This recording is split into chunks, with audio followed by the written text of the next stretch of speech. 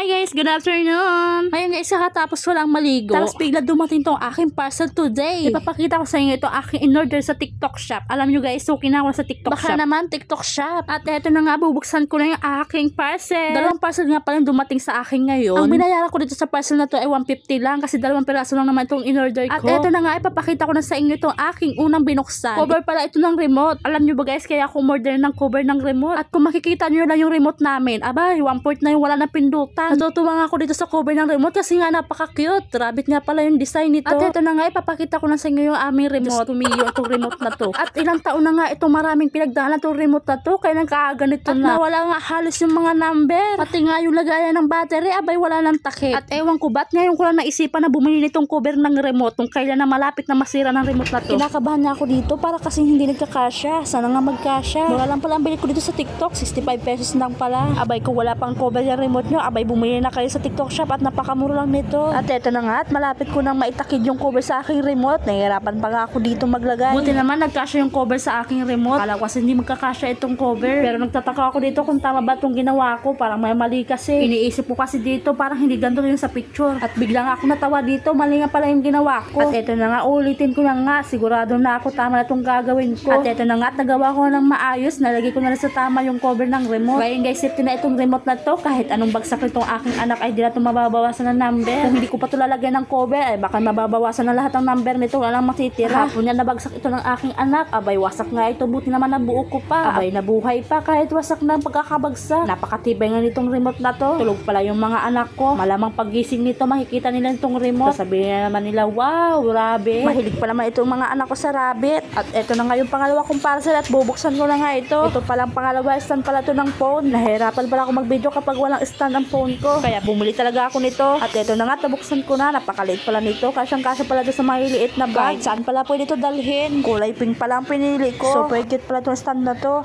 Papakita ko pala to sa inyo kung paano to gawin. Iangat lang pala to sa likod para maging ganyan. Mahirap pala mag-explain. Mala na kayo basta ganyan. Pwede pala pahigat pa tayo dito yung cellphone nyo. Abay, umorder na kayo para meron din kayong stand phone. Napaka-cute na talaga nito.